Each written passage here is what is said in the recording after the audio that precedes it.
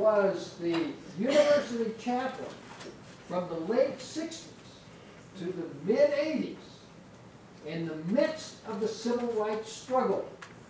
He was both conscience and catalyst for the campus while here.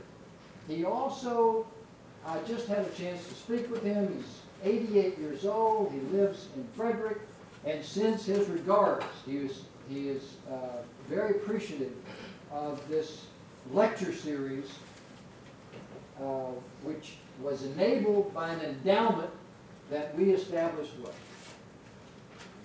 I don't know, 12 years ago, that enables us to do these programs. And he would certainly be here if he could. But one of the things I think that's important is that we have a culture of activism. Now that just didn't kind of spontaneously happen at American University. There is a long history of activism built into the culture of the place. And Bruce Pointer had something to do with inculcating that spirit of activism.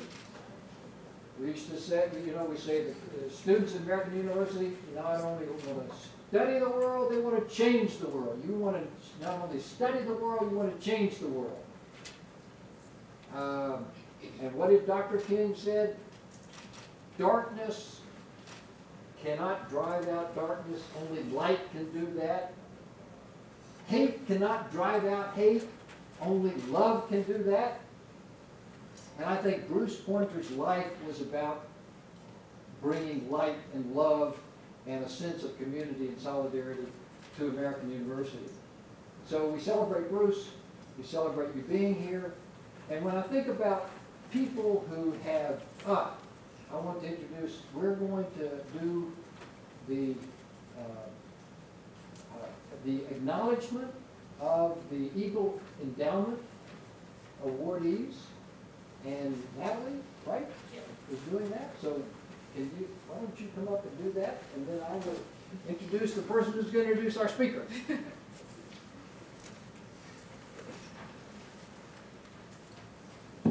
Okay. Hello, everyone. My name is Natalie Doris, and I am the Eagle Endowment Coordinator. And the Eagle Endowment is a program in the Center for Community Engagement and Service, and it provides grants to students to complete community service initiatives that they want to do within the DC area or on campus. And we have 3 grant cycles. The first one is our fall grant. The second one is our Martin Luther King grant, and the third one is our spring grant, which the students will be open February 20th. And this cycle, we had over 12 applicants that applied, which was really big since the Eagle Endowment is still growing, and we were able to award over $2,000 to 5 recipients. And I'm going to start off with the first group, which is the Community Leaders Achieving Spanish English. And this group, known as Clase, will be teaching English to AU service workers as well as helping them gain citizenship. The grant will fund for language and citizenship instruction books. Can they please come up?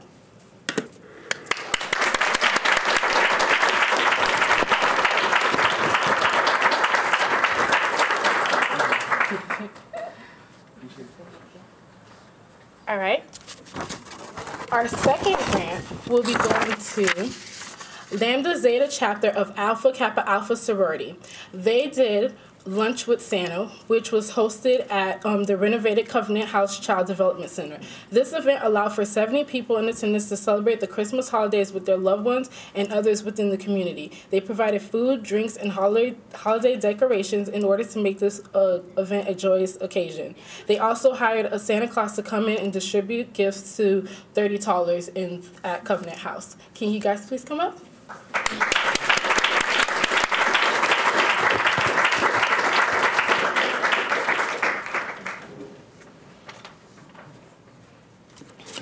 Okay, our third event is known as Little Lights Community Garden.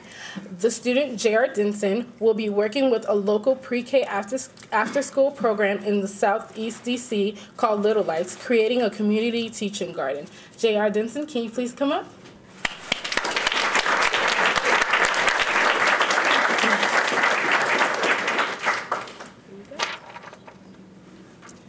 Okay. Our fourth grant is the Mount Pleasant Civic Forum/Teach-In. This event is designed to teach local residents how to use existing institutions of power to achieve community and individual goals and increase accountability in local government. This event is being done by Nico Blitzer. Can you please come up?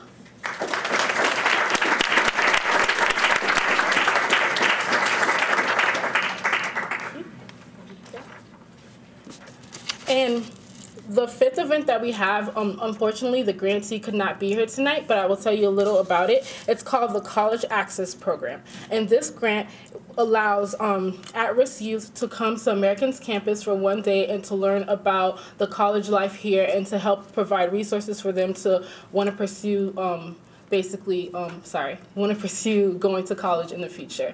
So we can give a hand of applause for that one. Okay.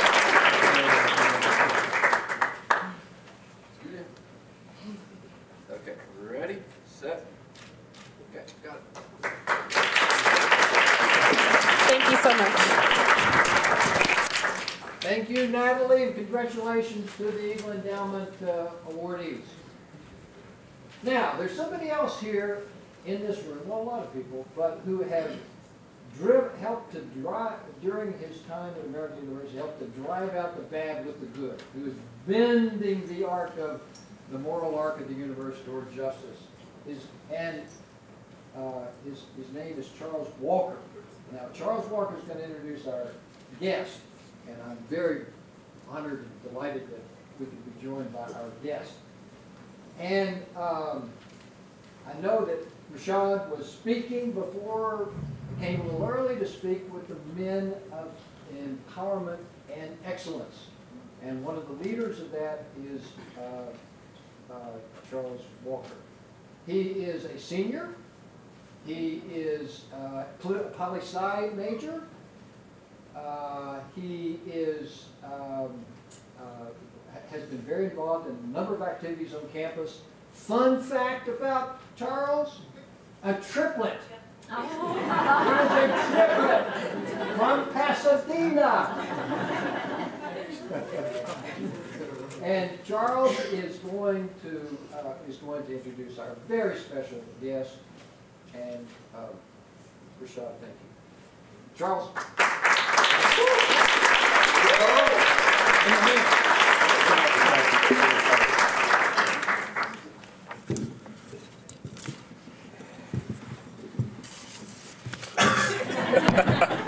I can. Can you hear me? Yeah. Well, good evening. As he said, I'm Charles Walker. Thank you, Joe. And thank you to everyone that helped make this event possible this evening.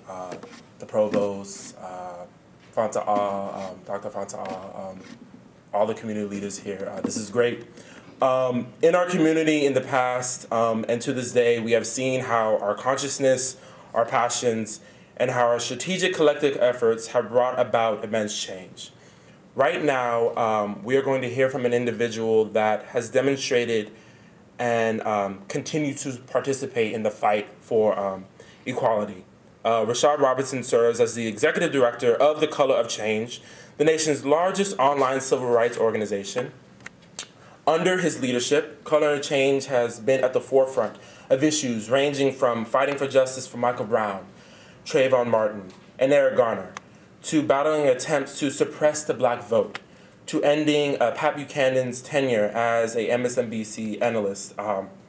He also currently serves as the board of directors for Race Forward, Demos, the National LGBTQ Task Force, and State Voices. So please help me by giving a round of applause to Rashad Robinson.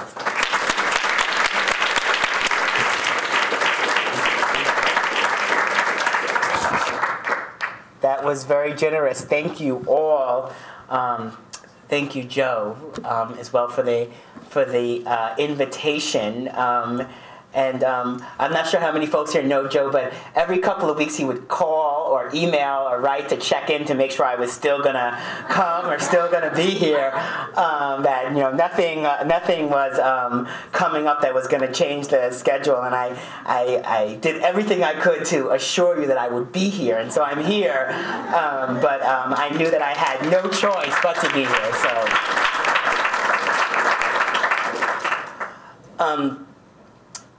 I want to spend a little time talking about color of change, this moment that we're in around racial justice and criminal justice. We just came off the King holiday, and so I want to talk a little bit about that. And then I was told that you all wanted some time for questions. Am I correct? So I'm going to do that and try to be brief and share with you some thoughts about where I think we're at and where I think we're heading. Color of Change was founded almost 10 years ago. We were founded in the aftermath of Hurricane Katrina. And we'll be remembering the 10-year anniversary of Katrina in August. Katrina marked a real failure in our government's ability to respond to the most vulnerable Americans. The images of folks on top of roofs is still seared in my memory and probably so many others. And while folks all around the country and literally all around the world were looking for what they could do, people were donating money, people were, reaching out to the Red Cross, people were thinking about how they could go to the Gulf Coast. And there were some activists that thought, the civil rights movement needs an organization that could quickly respond in moments like this. Utilize technology and not just kind of bring forward or amplify the voice of single leaders, but capture everyone's energy in that moment and bring that energy forward. And so Color of Change was founded with this idea that these moments will continue to exist for Black folks, and how do we turn these moments into movements? And since then, we've continued to build, utilizing technology and media and organizing to translate what's happening on the ground to Black folks and their allies of all races. Using what we call the ladder of engagement to give people small asks and then move them up to deeper and deeper engagements. The kind of classic organizing that takes place in communities and has taken place in oppressed communities for years. We did not invent this model, but what we try to do is overlay technology and how people get and move on information to do that. With this idea that every single day we're hit with all sorts of information, from the radio to the television to the newspaper, and that information sort of inspires or activates us and engages us. And if we don't do something in those moments, if we don't capture people and give them something to do, something clear to do, they're going to go back to doing what they were doing before. We've grown over the last several years. We've taken on fights around criminal justice like Gina 6 in Louisiana, which was one of our first big campaigns, where we stood up for 6 young men who were being railroaded into felony convictions for a schoolyard fight that had real racial implications. It not only highlighted sort of issues around media and how media covers these issues in communities, but the school-to-prison pipeline that continues to plague local communities where over-discipline and the connections between police and our education system are railroading so many young people into the prison and jail system. And it underscored so many of the challenges that we still see with our criminal justice system.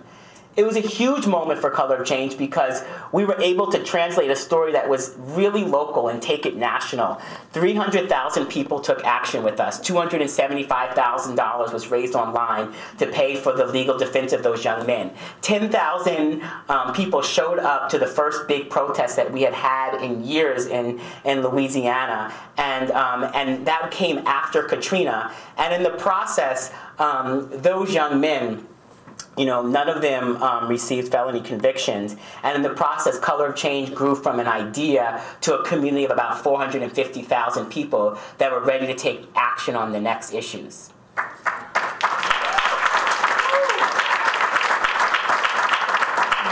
And for us, the next big moment was Glenn Beck. Like there were a number of moments throughout the election. You know, there was Fox News that we were continuing to fight against. There were, you know, the issues around race baiting with the McCain-Palin ticket. But Glenn Beck sort of highlighted so much of what was where our corporate media was going wrong. And he went on the air one day and called President Obama a racist with a deep-seated hatred for white people. And it was this moment that, you know, we could have continued to go after Beck. Other folks could have continued to go after Beck. And folks did go after Beck and call on Fox to fire Glenn Beck because Rupert Murdoch is going to listen to a black-led organization. But we decided that enough was enough, and there were people that more powerful than Rupert Murdoch in this equation, and those were the corporate advertisers.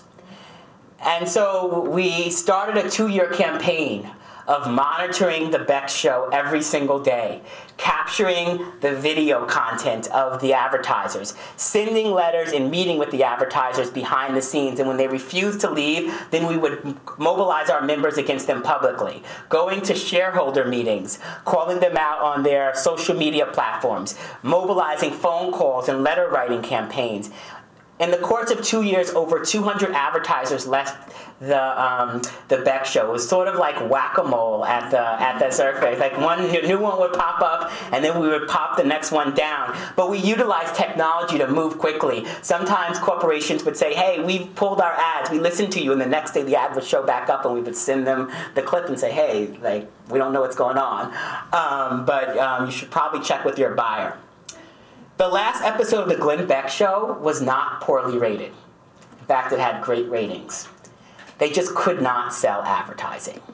In fact, the commercial that they played over and over again was that commercial for the company you put gold in an envelope.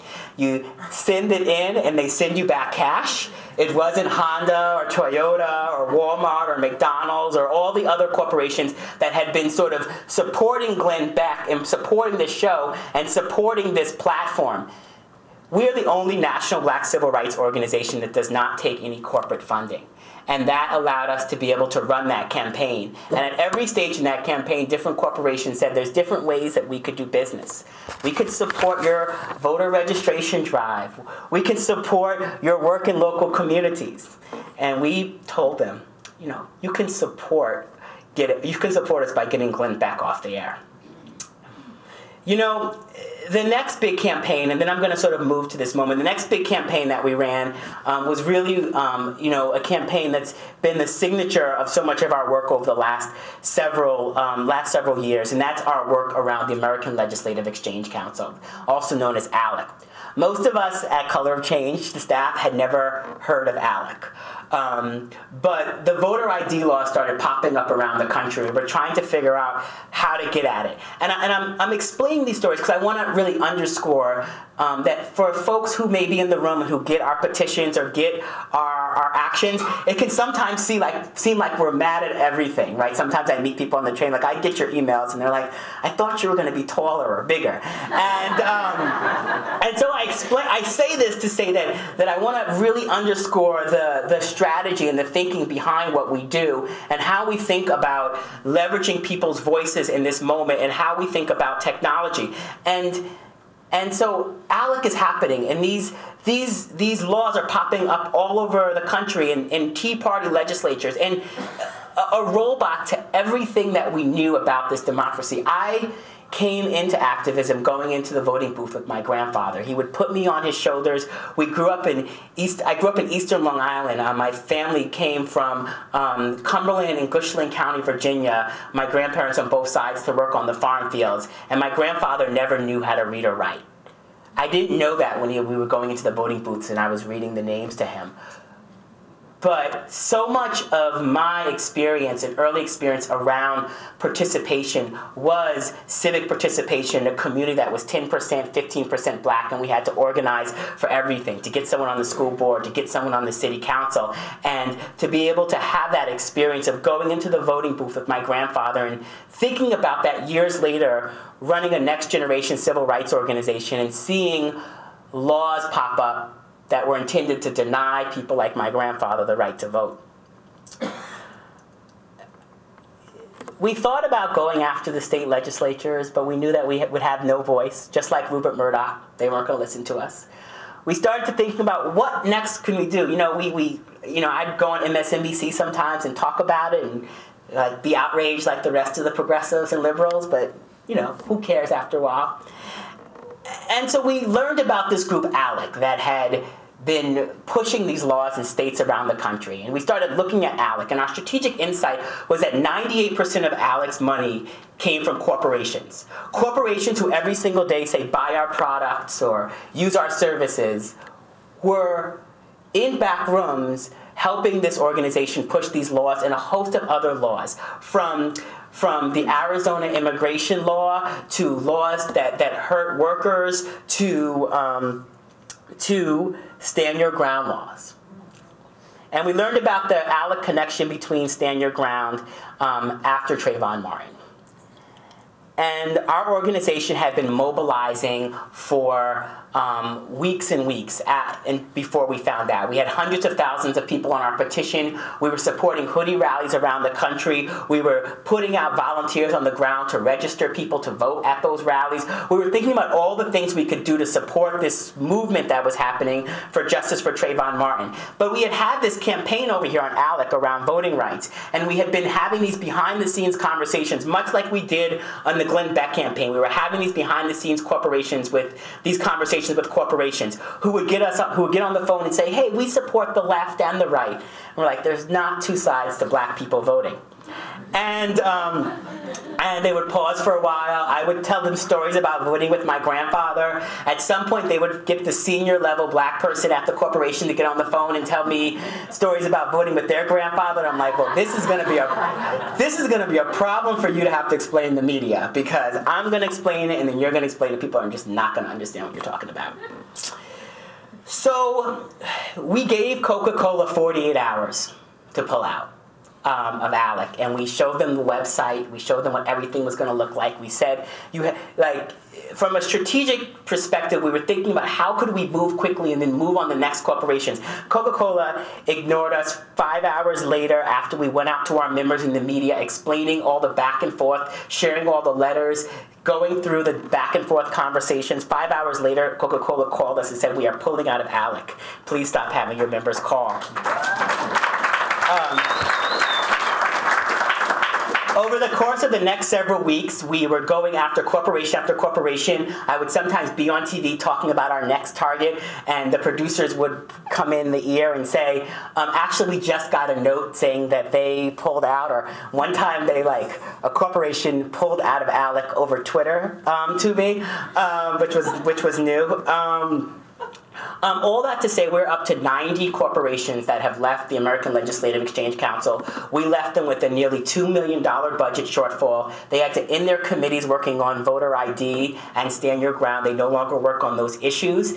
They had to close down their DC office and move to a much smaller one in Virginia. And in the process, we have created a real narrative for state organizations that we work with all around the country on how to deal with many of the other issues that ALEC works on that hurt so many other communities that we care about. We oftentimes say at Color of Change, when black people win on these issues, everyone wins. And in the process, we were able to create a narrative that was able to move this conversation forward.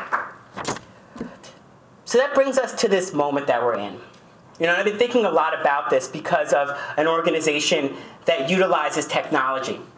23 years ago, I sat in my parents' living room, mesmerized by this grainy video and horrified by this grainy video of Rodney King being beaten by police officers on the side of the highway in Los Angeles. The process to get that video on air, the person who taped it had to tape it. They had to then think about what they were going to do with it. They had to package it up and send it to CNN. Then they had to have a meeting to decide, was it authentic? Could they use it? Did they reach out to LAPD first? There was a whole lot of back and forth before that video ever made it to us. It had to go through many corporate filters before we ever got to see it. We are in a new moment. We are outside of this moment of communication to the moment of participation, where young people and people of all ages, armed with technology and cell phones, can be their own amplification vehicle on these issues. Armed with technology, and hopefully with the president's continued support, armed with an open internet, we can raise the voices of everyday people in these moments and translate that into conversations that we couldn't have before. I think the question that organizations like mine and organizations on the ground still struggle with is, how do we turn this moment of great cultural presence into the type of cultural power that wins? And what I mean by cultural presence is, right now we're seeing a heightened awareness on this issue. It's all over the place. People are talking about it. But we oftentimes mistake cultural presence for cultural power, meaning the power to actually get something done.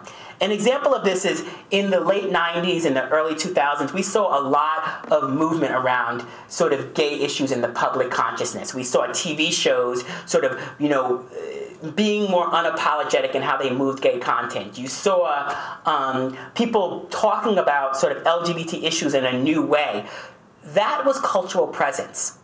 It took parents being willing to stand up for their gay and lesbian children. It took coworkers being willing to stand up for their coworkers who were LGBT, that to build a type of power where people who did not look like or who were not part of the community, to be able, for those folks to come to the table, to have the type of power necessary to win. And that's what it's going to take in this moment. It's going to take us building the type of movement that brings allies to the table, led by the young people of color, primarily young black people who have started this conversation. But we will need a movement that includes many more than just their voices in order for us to win. And in so many ways, that's what we think about as our role at Color of Change, to amplify what's happening on the ground and to bring more people into this conversation. We have a saying at Color of Change: when oppressed people win, they win for everyone. Legislative, legal, and cultural victories of the civil rights movement, immigrant rights, feminist or gay rights movements don't just help those who are leading it. They empower all of us. An example is, victories for feminists just don't help little girls have better dreams, but they help little boys be their best selves as well. And so as I think about sort of my time in Ferguson, I was on the ground as the tanks started rolling in, and watched as the corporate media rolled in with really big gas masks. Like, all of them had like great big gas masks, and then like you see like kids on the street with nothing.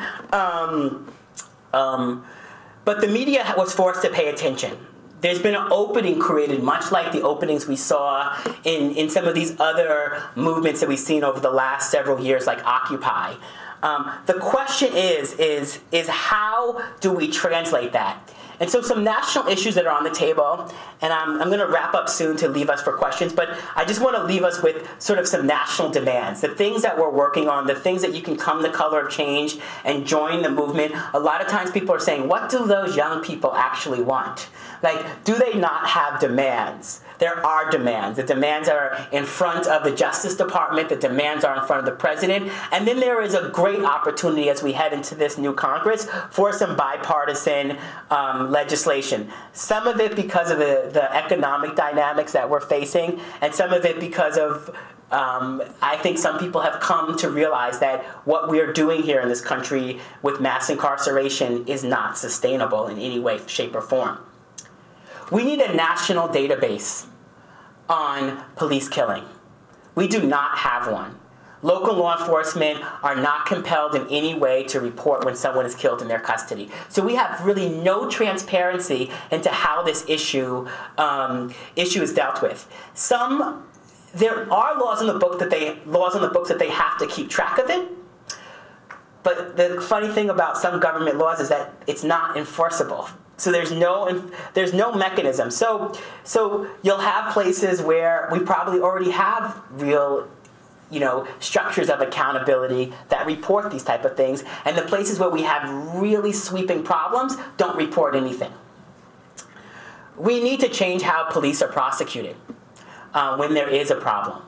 There is no incentive right now in our district attorney office, our state attorney's office, our prosecutor's office for prosecuting police. They have to work with police every single day to solve crime and to deal with crime that's happening in our communities. And so when police officers are potentially the suspect in these situations, there is no incentive for prosecutors, political or otherwise, to do anything about it. And so until we do something about that, we're going to continue to have these moments where people simply don't have faith in the outcome, that people don't have the type of transparency to trust, and it moves communities and law enforcement further and further apart. We need greater oversight by communities. Police and the system should work for us, and there should be oversight from civilian boards that have real teeth, that really look into what's happening in our communities. And finally, and there's a number of other things on the table, but finally, so much of our federal dollars goes into local communities, local police departments, and funds local to police departments. They fund the tanks that I saw rolling in. They fund how we fight the war on drugs in this country, and they fund so many other things.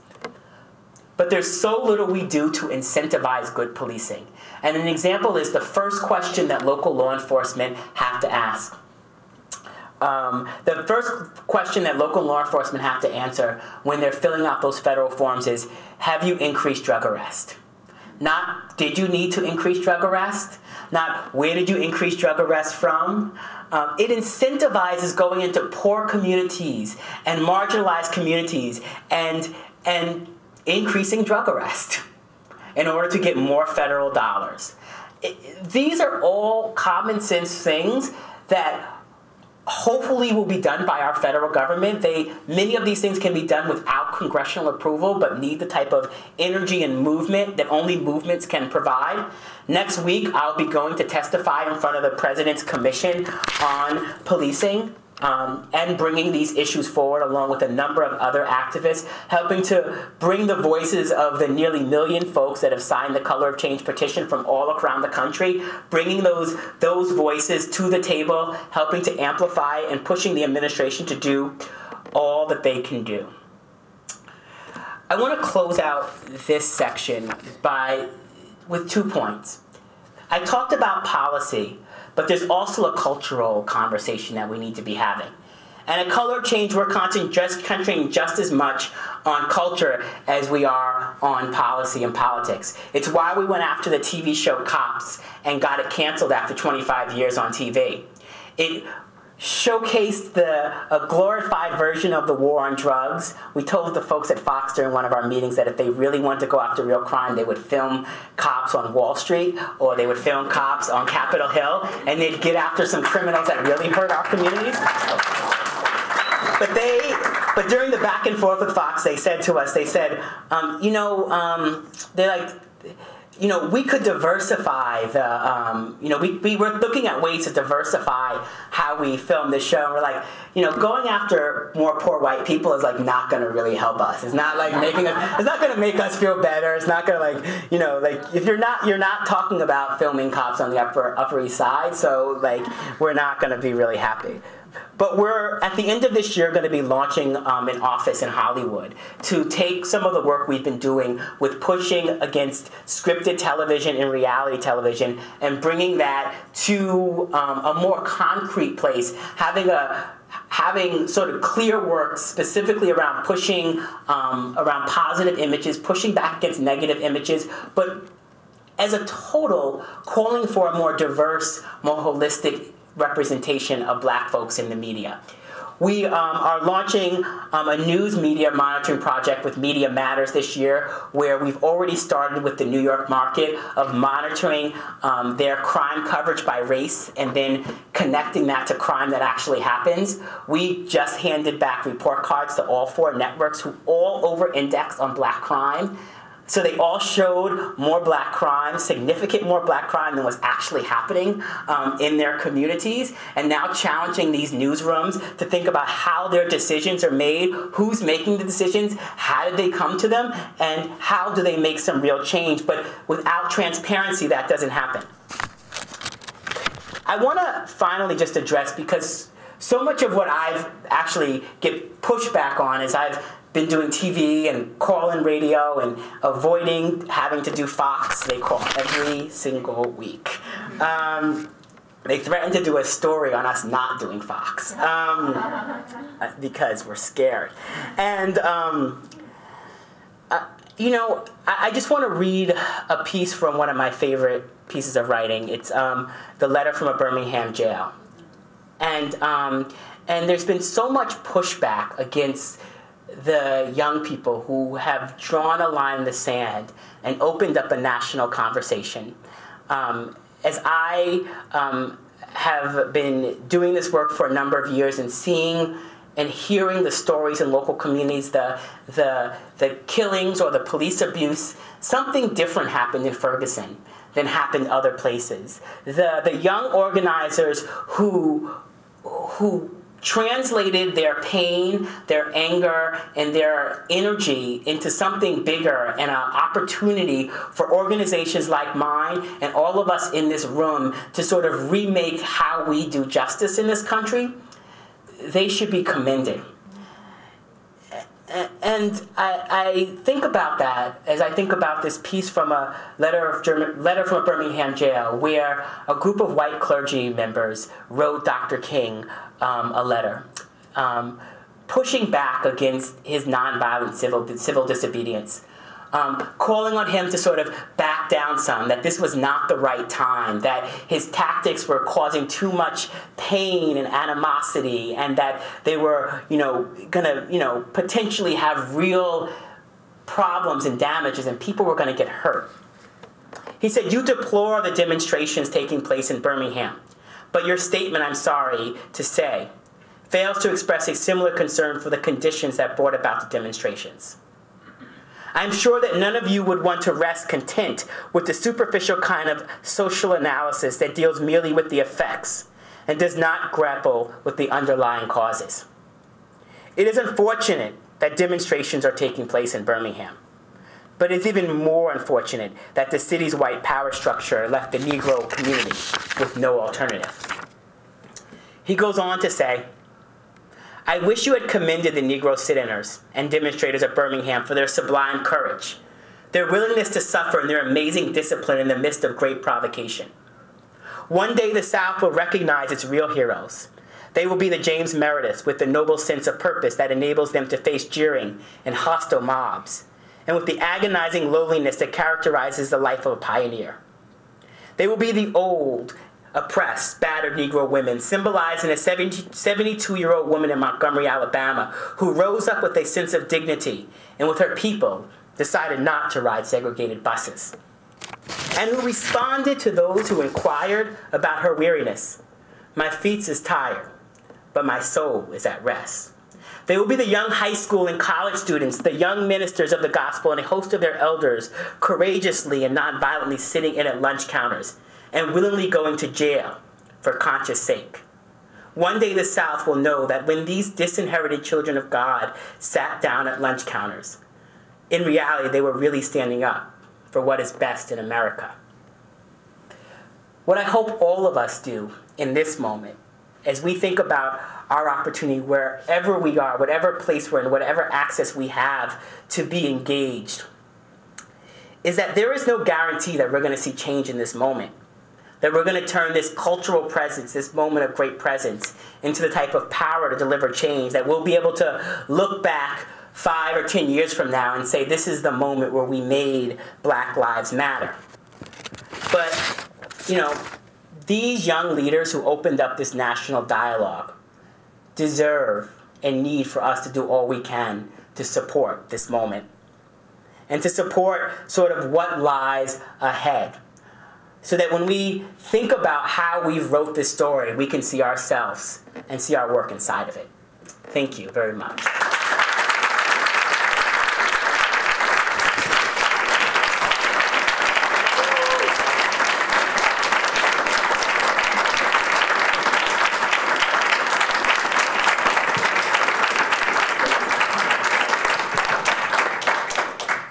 Well, we do have a few minutes. This is the fun part. This is the fun part. Yes. We do have a few minutes for conversation, Q&A.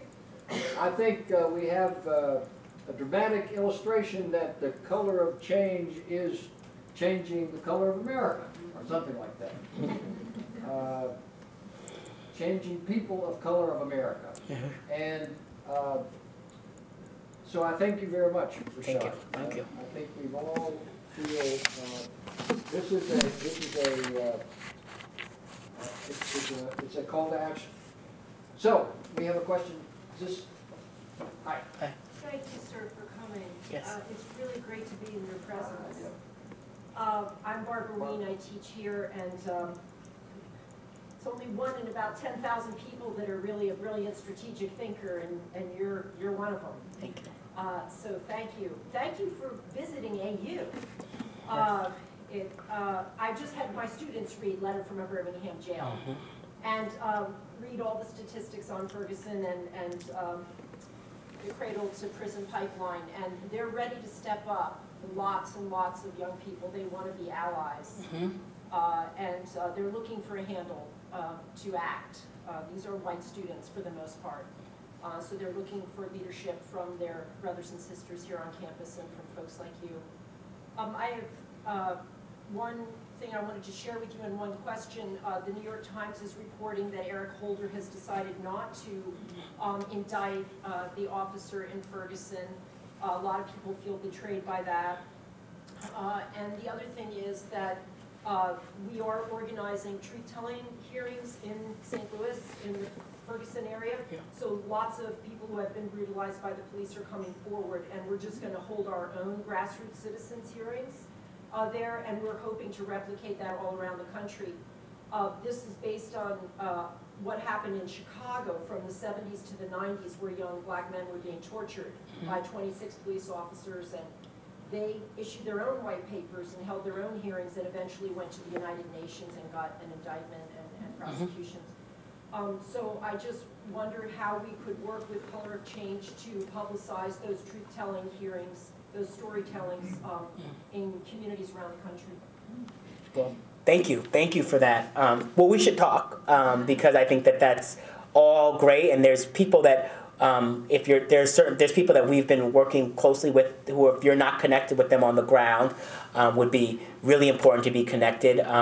We've very much taken our leadership from the leadership on the ground and our direction in many ways. The first thing we did actually when we got our first real outreach to our members was to raise from our members $70,000 to help the Organization for Black Struggle hire a staffer, which was the local group there that had been doing so much work for years and had no full-time staff.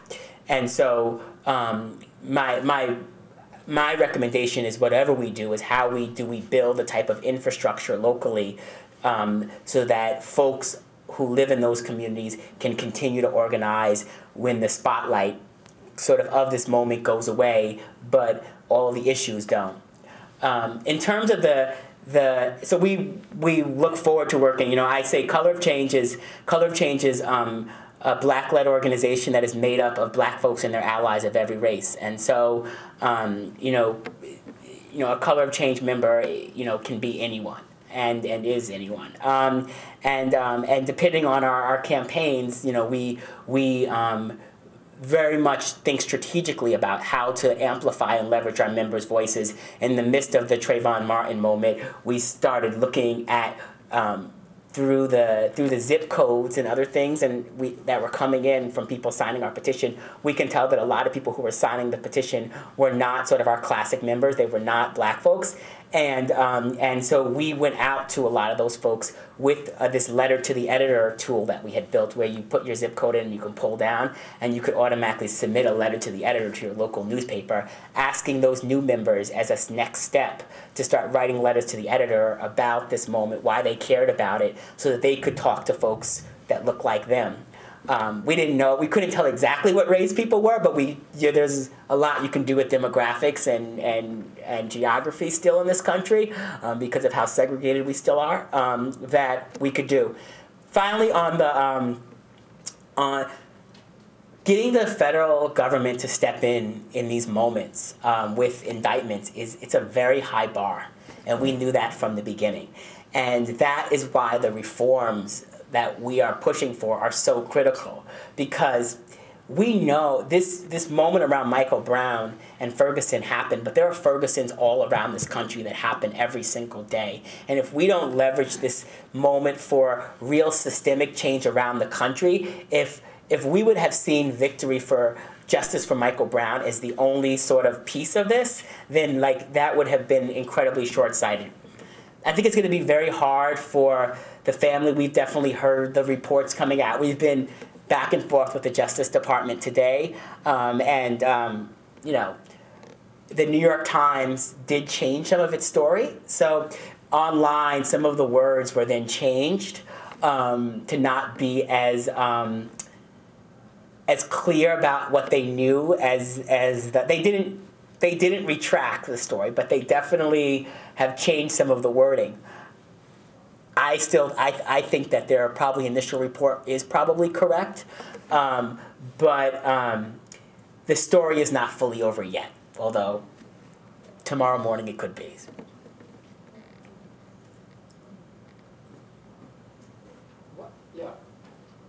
Can you introduce yourself? Please, Fanta. Hi, I'm Fanta, and I'm with the Office of Campus Life. Thank you really very much for being here, and especially I appreciated you taking some time to speak to some of our black men who are here as well at the university. Really appreciated that. Of course, for those of us who are educators, part of my thing is to make sure that our students graduate. They not only graduate, but really do well while they're here. And I can see a lot of times our students, once they come through our doors, the first thing they're ready to do is to get out of here before we even start. One advice, if you had one advice to give to our young people here in this room, what is the value of their education at American University for the kind of work that you're talking about? Wow, that's a great question.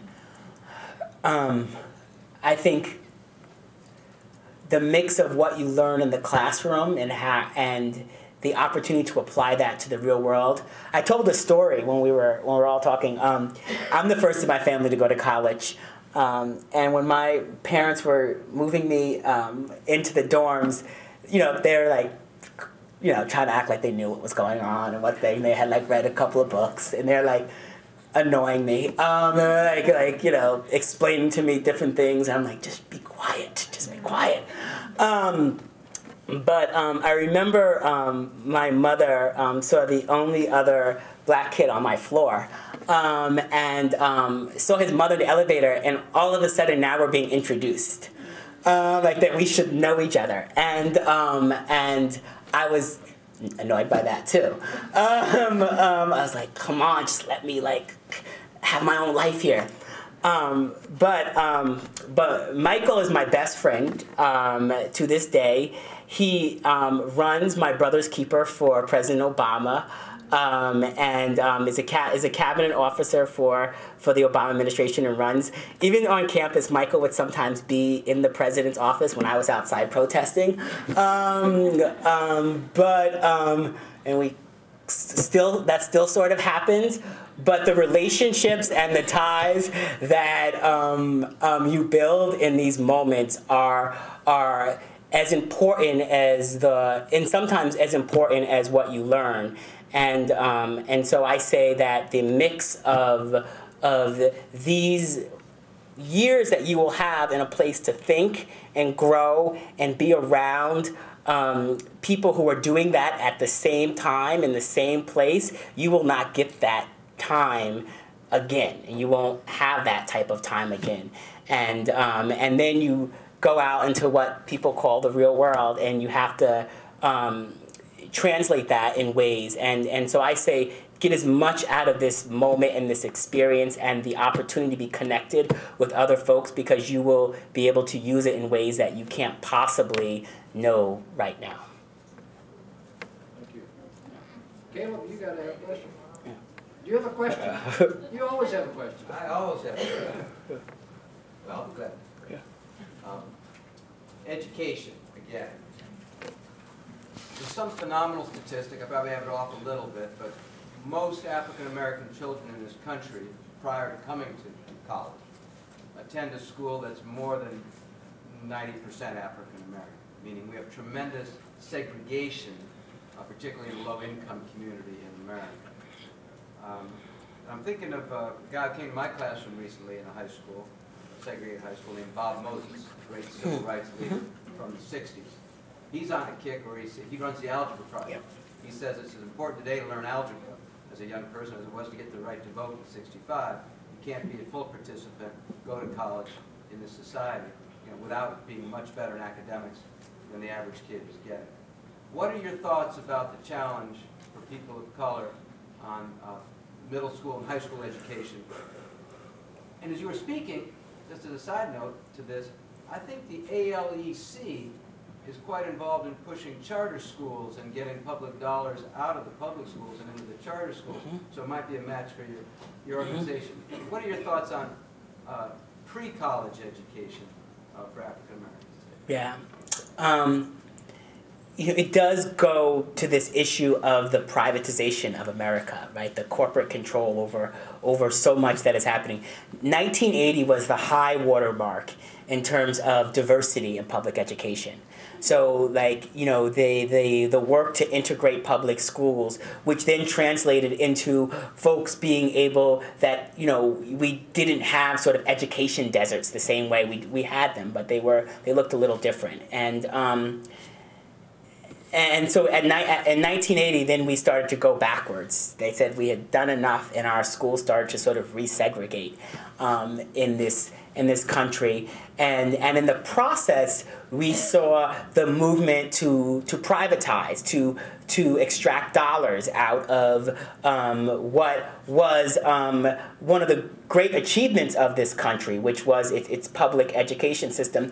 And let's be clear, historically, some of the growth around our public education was not always for the greatest of reasons, right? A lot of that had to do with some of the anti-immigration streams that sort of existed in this country, where Irish and Italian immigrants were coming to this country. There were all sorts of bad, nasty things written about them. But the reaction to this in this country was to strengthen our public infrastructure, where to strengthen hospitals and strengthen education, because they wanted to help people have our way of life, or their way of life, because I say all that to say, historically, the reaction now with in this new age of diversity and immigration is to privatize, not to sort of expand public infrastructure that allows for more people to succeed. It's something that we fight back against and push back on. The work around education is one of the most challenging issues for an organization like mine that's membership-based, because it's really hard to get our members to move on some of these issues. I will tell you that the right has done a tremendous job in terms of really splintering the Black community around this issue in a way that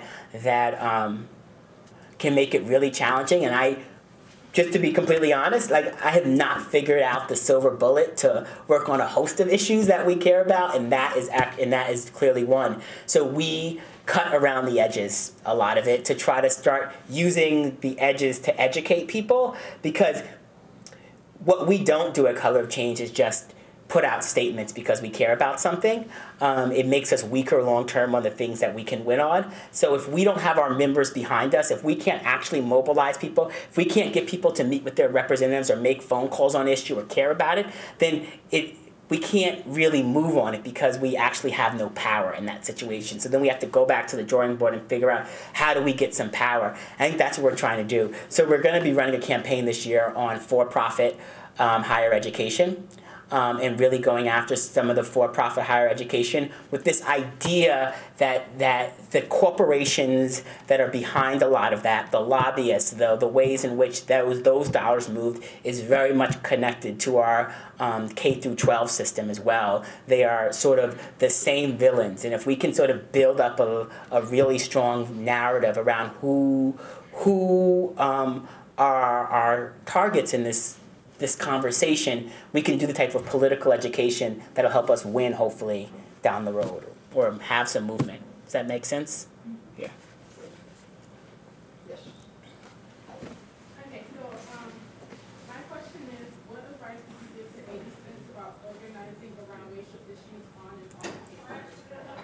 Yeah.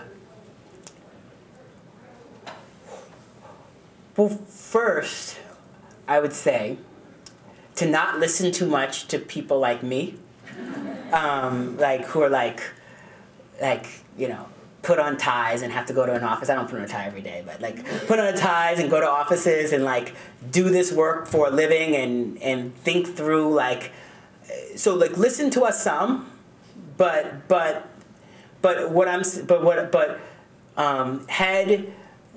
had this moment around criminal justice need to be created by like organizations with like boards of directors and things like that, we probably wouldn't be in this moment around criminal. So I want to be really clear that you know, that we sometimes forget that the movements of the 60s, those SNCC organizers were 18 and 19 and 20, and they were 17, and that they were the ones that were teaching, you know, folks. And so, you know, when like some of the organizers from Ferguson came to New York and I had them over for dinner, and they were like asking me a bunch of questions, I was like, no, that's not why I had y'all over. Like, I'm the old man here, and I want to, you know, I have some questions about what you think where we can be of value and service, how we can play our role and not overstep, where we can be most supportive, where are the gaps, where you see. And so from my perspective, that's one thing. And I think secondly, in terms of any type of organizing, it's start with what you know and start with people you know. And start with those conversations and start working to build a base of people that you can rely on, and then start asking them to take greater and greater sort of responsibility, take greater and greater risk around issues. But building is really important, and I think that in this moment, the advice I have for the, you know, my friends and colleagues who are leading so much of the direct action on the ground is that spending the time to really sort of build you know, a base of folks that understand what the goals are, that understand sort of what we're trying to achieve long term, and having people willing and able to articulate those things is going to be incredibly important. So I say, if you're organizing on campus, if you're organizing in a community, being able to do the sort of background work, doing the studying and the hard work to sort of bring everyone along, and then finding ways to develop people, you know, and meet them where they're at. Place to build relationships and to build community around these issues is a teach-in taking place at American University beginning at 9:30 on Saturday in the tavern. So I would encourage, if you haven't already signed up, there is a teach-in on racial justice issues. And would you like to say another word about it? So I would encourage those of you who are interested, tavern, 9:30 Saturday morning. So we're going to follow up, and you're giving us some real good help. You're giving us some good help for our teachers. Something like that. Any more questions?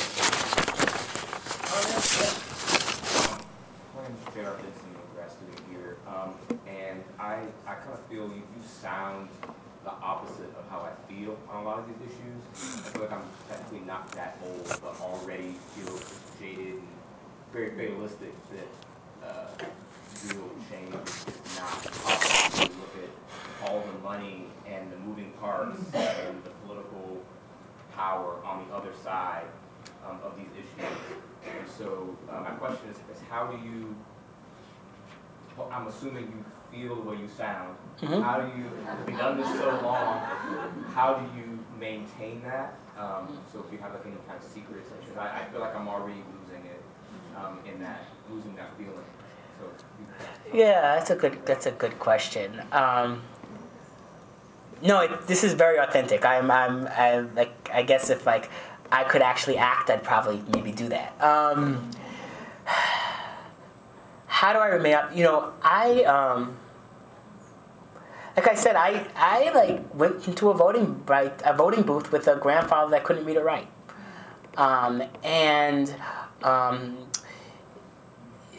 as much as there are really clear, like, stinging defeats, you know, I remember this past election night, which was particularly hard for an organization like mine, and but also seeing paid sick leave and minimum wage win in a number of places around the country, and see that, wow, there are some things we're doing here that are working, and there's some things over here that we're doing that aren't working, and I'd much rather be in a place where I can, like, look at the landscape and say, hey, we're winning over here and we're losing over here, and how do we translate what we're doing over here, or be more powerful, or be smarter, or think quicker. You know, I also, like, every single day we get stories at Color of Change of people reaching out and asking for help on issues. Lots of them are, like, really tragic, horrible stories that we can't help them, that we send them and we say, here's legal aid, or here's somewhere else that you can go.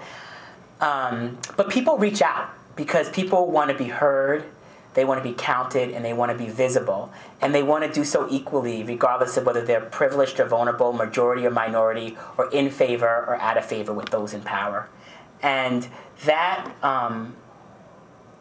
sort of universal feeling that we get and we experience from the members every day, for me, is incredibly inspiring, and I feel it's a huge responsibility, and I get to work with an amazing group of people who also feel the same way. How do you sustain that?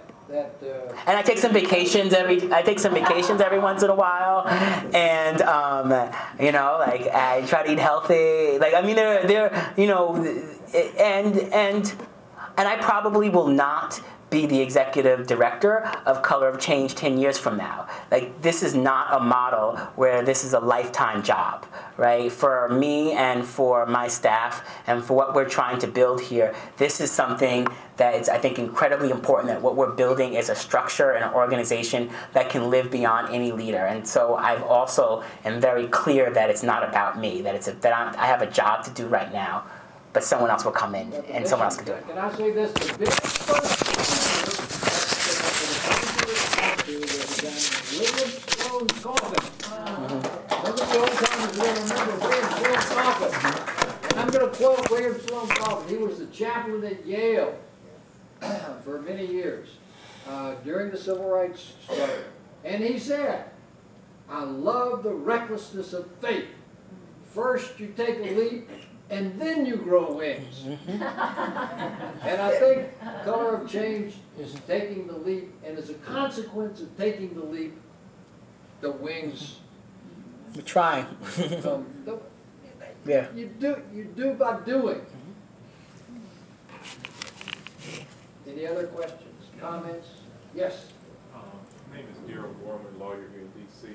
I think you alluded a little bit to the whole free speech issue, but what I'm seeing is the difficulty that people are having just stating their position, having it out there, and not having it change, having the conversation change. If I see Black Lives Matter, somebody else jumps up and says all lives matter, and then somebody else jumps up and says blue lives matter, and I'm seeing a message with Black Lives Matter that is particular to the police incidents and trying to get some sort of response to that.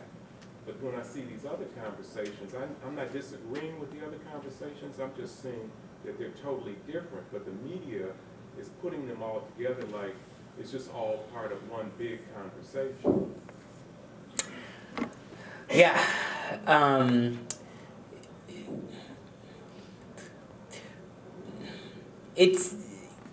If you get too deep into Twitter, you sort of may miss what's actually happening out in the air. If you get too deep into what's happening on cable news, which very few people actually watch anymore, besides Fox, unfortunately. People still watch Fox, but the other networks are really suffering.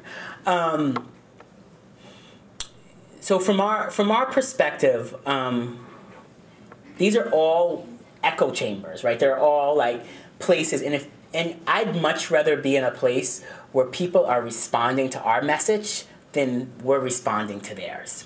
And so to the extent that folks are following up this Black Lives Matters with trying to change the conversation or trying to add something to it, and strategically, that's a better place to be, right? Because we're still advancing.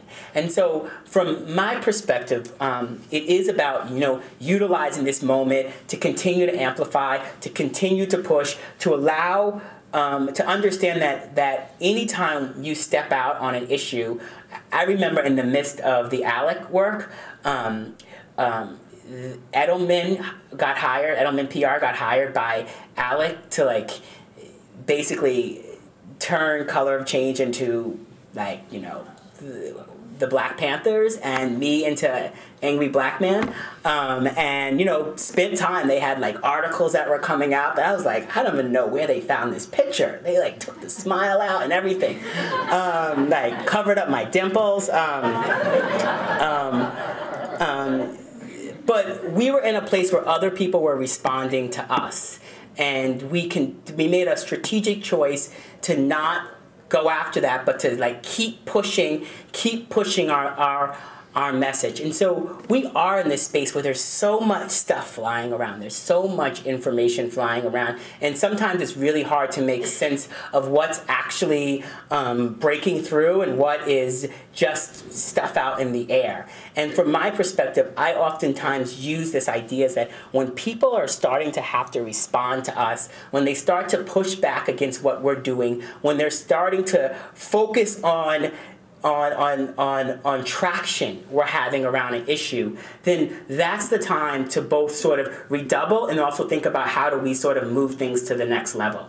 And so that is this Black Lives Matter moment is the cultural presence we are having. And I just looked at sort of a poll from New York that was looking at sort of where people are at on these issues, and people are still, even sort of in this Blue Lives Matter moment, are very clear that real reform has to happen across all racial demographic groups, and sort of with, not that you need Republicans to do much in New York City, but even with much greater support among Republicans than we've seen in previous years. So from my perspective, it can become very hard to not respond to those things, but from my perspective, I think I'd much rather people be forced into a situation to have to respond to us than for them to have some great solid message that we have no choice but to respond to. I think we have time for one more question. Yes? So when you have a lot of negative energy around you, how do you foster this into creating not angry reactions but something positive so that you can create, I guess, your own type of movement that's productive to the cause? Yeah, we have a rule, if it makes us feel better, we don't say it. If that's the main thing, if it makes us feel better, we don't say it on Twitter, we don't say it to our members. I tell people, go home and say it to a loved one, to a therapist, your personal trainer, whatever, right? But not to our membership. If it makes us feel better. And oftentimes thinking of anger as a reaction to some other type of emotion that's sometimes deeper.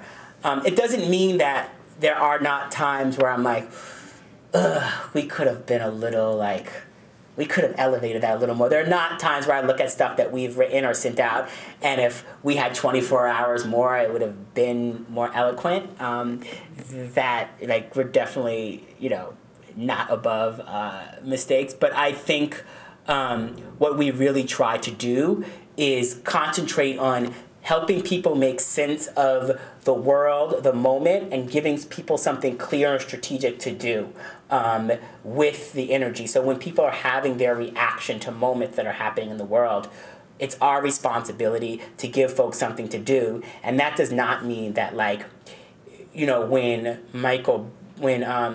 Darren Wilson was not indicted, that it did not hit my staff incredibly hard that we did not bring someone from the outside to talk to staff who had been working on this issue, had been on the ground in Ferguson, who see some of the mail we get in our office from people who don't agree with us. And that did, and for many of my staff who's this is their first job out of college or second job out of college, and sometimes are not like me, where I get beat up on Twitter by people all day long, and I'm like, whatever. Folks got hit really hard. So, there is an element to self-care in this work that people have to be responsible to, and even I, as a leader, am growing more every day to be more with my staff in these moments as well. That it's sometimes not my instant reaction. My instant reaction is okay, so what do the numbers tell us? Where do we go next on this? And so I will say these moments continue to teach all of us how we can be more than we were yesterday.